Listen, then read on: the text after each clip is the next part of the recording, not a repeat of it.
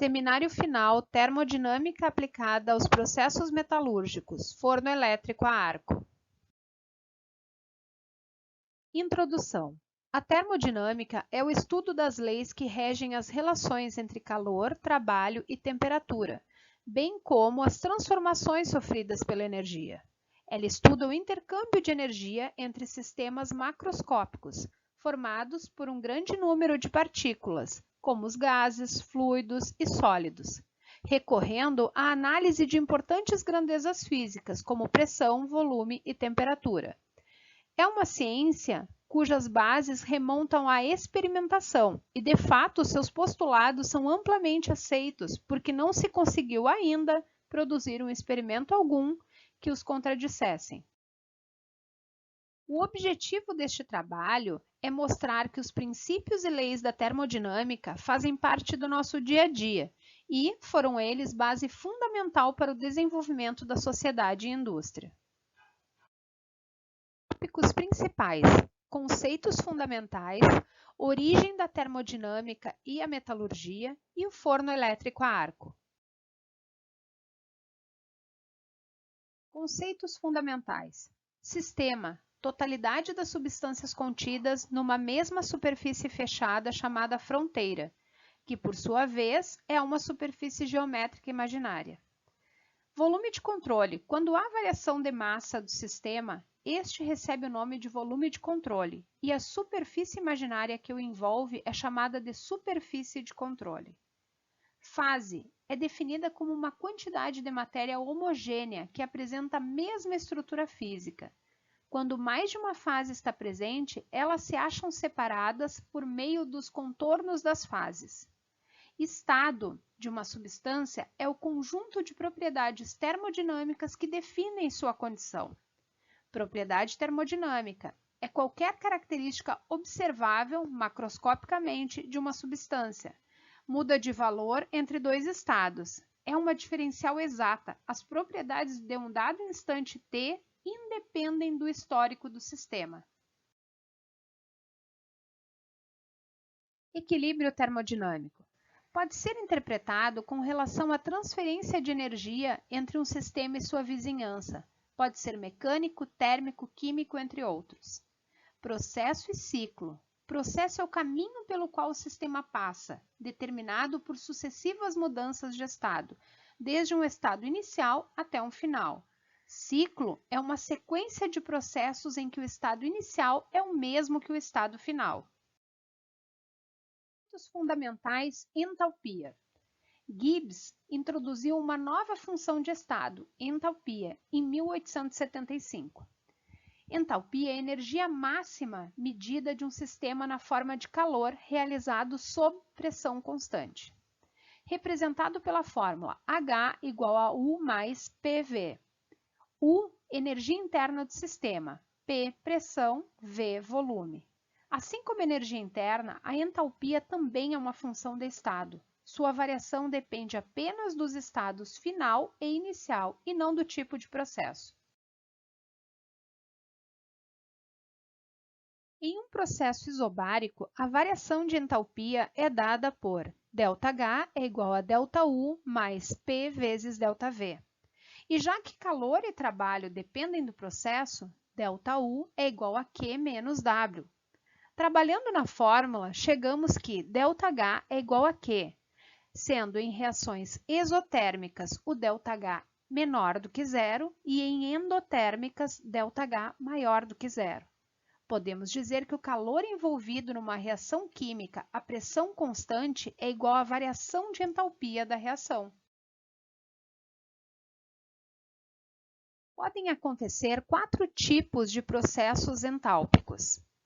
Entalpia de formação, calculada através das reações químicas das substâncias simples em condições padrão, formando as substâncias compostas. Entalpia de ligação, utilizada para indicar a quantidade de energia envolvida na ruptura ou na formação de um certo número de moles de determinada ligação química. Entalpia de combustão, determina a quantidade de calor liberado na combustão de um mol ou mais de uma substância. Entalpia de mudança de estado físico, expressa a quantidade de calor envolvida nos processos de mudança de estado, já que toda mudança dessa natureza envolve troca de calor. A frase atribuída a Gibbs diz o seguinte: um matemático pode dizer o que quiser, mas um físico deve ser pelo menos parcialmente são. Conceitos fundamentais. Lei zero da termodinâmica. A lei zero indica as condições para o equilíbrio térmico. Essa lei afirma que se dois corpos A e B estão separadamente em equilíbrio térmico com um terceiro corpo C, então A e B estão em equilíbrio térmico entre si.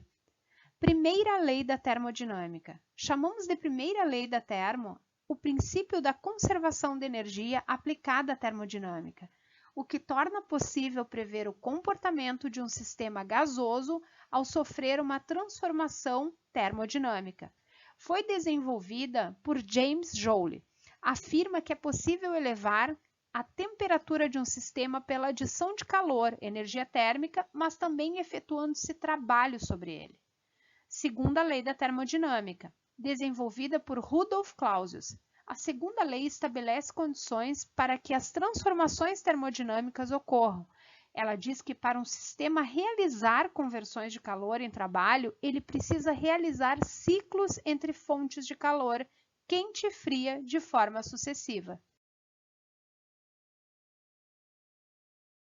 Terceira lei da termodinâmica. Ela diz que quando um sistema se aproxima da temperatura do zero absoluto, cessam todos os processos e a entropia assume um valor mínimo. Essa lei surgiu nos estudos de Planck e Nernst.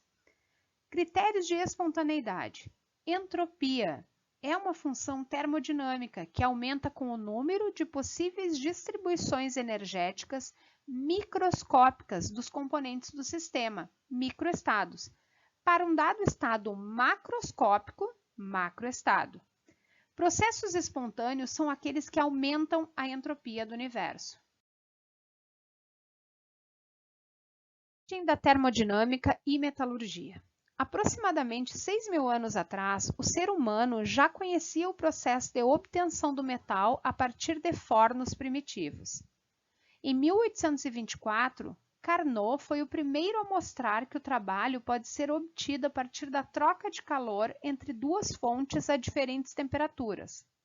Através do teorema de Carnot e da máquina ideal de Carnot, baseada no ciclo do mesmo, ele quantificou este trabalho e introduziu o conceito de eficiência termodinâmica. Em 1848, Kelvin, usando a máquina de Carnot, introduziu o conceito de temperatura termodinâmica efetiva e é responsável por uma declaração da segunda lei da termodinâmica. Em 1850, Joule provou a igualdade das duas formas de energia. Então acreditava-se que o líquido calórico ainda existia. Chegando a isso, surgiu o problema de que, se fosse possível obter o calor total do trabalho, não seria possível obter o inverso. Clausius chegou à mesma conclusão em 1855, quando apresentou sua desigualdade para reconhecer processos reversíveis de irreversíveis e o estado da função de entropia. Em 1876, Gibbs publicou o Tratado sobre o equilíbrio de substâncias heterogêneas. Neste tratado, ele mostrou como um processo termodinâmico poderia ser representado graficamente e como estudar energia, entropia, volume, temperatura e pressão. Desta forma, poderia antecipar a eventual espontaneidade do processo considerado. Da termodinâmica é emblemático na história e na epistemologia da ciência. É um daqueles casos em que a prática foi pioneira na própria teoria. O primeiro é projetado para a máquina a vapor, depois seu funcionamento teórico foi sistematizado por meio dos seus princípios básicos. Em 1967 surgiram os primeiros motores a vapor. Nesta época, o estudo da termodinâmica teve uma aplicação prática na indústria, que mais tarde desencadeou a Revolução Industrial. Os processos industriais para a obtenção de metais apresentam grande variedade, e o estudo da termodinâmica é de vital importância para a indústria, pois fornece as bases para a assertividade dos processos de obtenção dos metais e suas ligas. Desenvolver processos mais inteligentes e eficazes está diretamente relacionada à capacidade de desenvolvimento de nossas universidades e investimento em pesquisa e desenvolvimento. No elétrico a arco. As serrarias elétricas representam 1/3 da produção de aço bruto no mundo e não exigem as etapas de redução do ferro. Sua principal matéria-prima é a sucata metálica ferrosa. Existem cerca de 20 tipos para os aços comuns e 100 tipos para os aços especiais. Sua classificação é realizada com base na origem, fornecedor, composição química, impurezas, grau de oxidação e na energia específica para a fusão. É o tipo de sucata que reflete diretamente na qualidade do aço produzido. Aqui temos o ciclo completo da produção de aço, desde o carregamento com o ferro gusa, sucata, fundentes, até o seu lingotamento.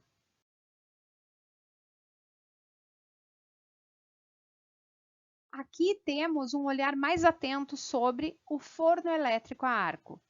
A energia introduzida no forno elétrico a arco para fusão e aquecimento da carga pode se apresentar de duas maneiras: energia elétrica, com os eletrodos, na formação do arco elétrico, consequência da passagem da corrente elétrica, e a energia química, gerada pela reação exotérmica de oxidação de alguns elementos presentes no processo, carregados junto à carga metálica ou injetado como os finos ou gás.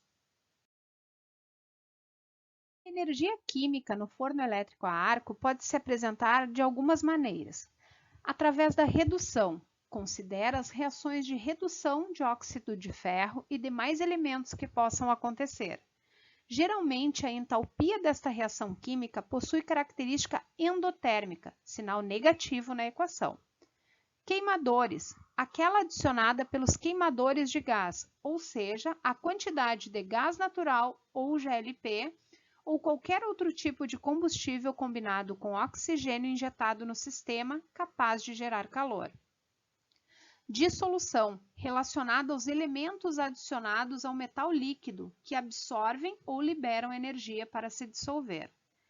Calcinação, toda carga em forno elétrico exige uma proporção definida de fundentes para a formação de uma escória ou para diminuir o desgaste nos refratários. Tem característica endotérmica, exigindo a introdução de energia no sistema. Oxidação é a responsável pela geração da maior parcela de energia química.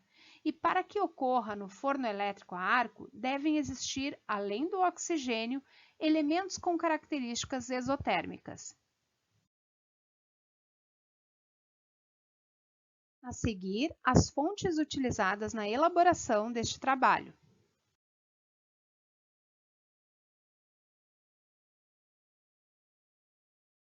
Obrigada, professora, e a todos os colegas.